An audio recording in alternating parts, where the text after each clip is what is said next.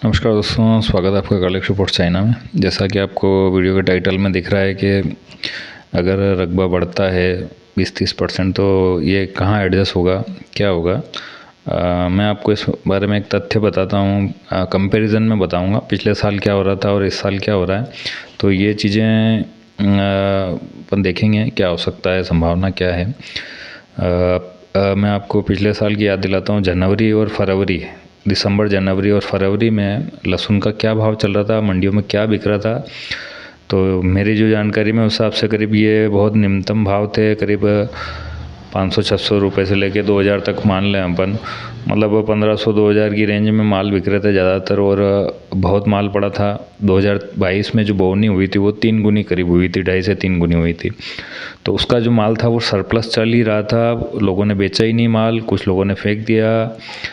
तो कुल मिलाकर माल की अवेलेबिलिटी जो जनवरी और फरवरी 2023 में थी वो बहुत ज़्यादा थी। उसमें पुराना माल भी था और नया माल भी आने वाला था।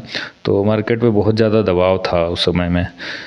मतलब बाज़ार बहुत कम थे। और अभी अगर अपन इस साल की बात करें तो क्या सिचुएशन बन सकती है, तो अपन पिछले साल से कंपेयर करें तो पिछले साल तो पुराना माल 2022 में जो बुआई हुई थी वो माल बहुत ज़्यादा था, तो वो आ रहा था। और इस साल क्या हो सकता है, इस साल तो जो अपन ने आंकड़े इकट्ठे पहले भी किए थे और अभी जैसा लग रहा है कि ज़्यादा से ज़्यादा अपन मान ले तो 25 से 30% माल और है। और 3 महीने हैं, करीब 2.5 महीने 3 महीने और है।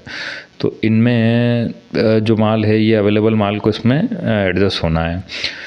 तो मुझे ऐसा लग रहा है कि जनवरी 2024 के अंत तक तो करीब करीब ये पुराने माल ज़्यादातर ख़त्म हो जाएंगे, क्योंकि जो भी बचा हुआ है माल वो धीरे धीरे आएगा ही सही। और अगर बाज़ार बढ़ते हैं तो भी माल बिकेगा। तो कुल मिलाकर माल की अवेलेबिलिटी जो है वो जनवरी तक तो हिसाब ठीक ठीक ही रहेगी, बहुत ज़्यादा नहीं होगी।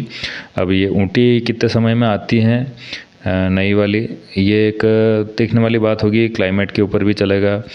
अगर ऊटी वैसे देखा जाए तो कुछ जगह बोवनी बढ़ी हुई है, कहीं समान है, पर फिर भी ऊटी जो आएगी वो जो पूर्ति करेगी वो आएगा माल और चला जाएगा। मतलब ऑल इंडिया की जो डिमांड रहेगी उस समय में जनवरी फरवरी मार्च में, उसकी पूर्ति में वो पूरी खप जाएगी अपने ऊटी। और पुराना कैरी फॉरवर्ड नहीं रहेगा। तो बाज़ार कुल मिलाकर जितना माल आएगा उतना चला जाएगा। डिमांड एंड सप्लाई का सिस्टम बराबर एक जैसा बना रहेगा। तो जो बाज़ार अभी जो चल रहे हैं ये बाज़ार बने हुए रहने चाहिए, कभी 1000-2000 ऊपर नीचे की रेंज में बने हुए रहने चाहिए मेरे हिसाब से। तो ज़्यादा मद्दी की ये नहीं लग रही है।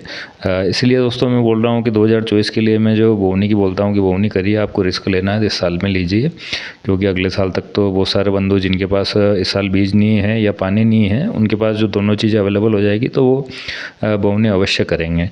तो मुझे तो ऐसे लग रहा है कि अगले साल भी भविष्य ठीक ही रहना है।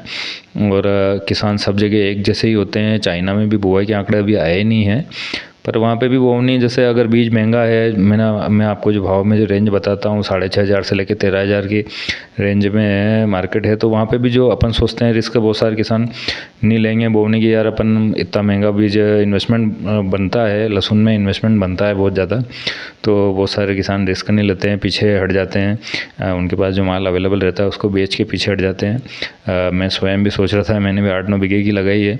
तो मैं जब उसके लहसुन को कुलियाँ कर रहा था, फोड़ रहा था, तो मन में आया कि अपन 15,000-16,000 के भाव के बीज को अपन मार्केट में बेच नहीं रहे हैं और फोड़ कर अपन इन्वेस्टमेंट कर रहे हैं, यानी रिस्क ले रहे हैं बहुत ज़्यादा।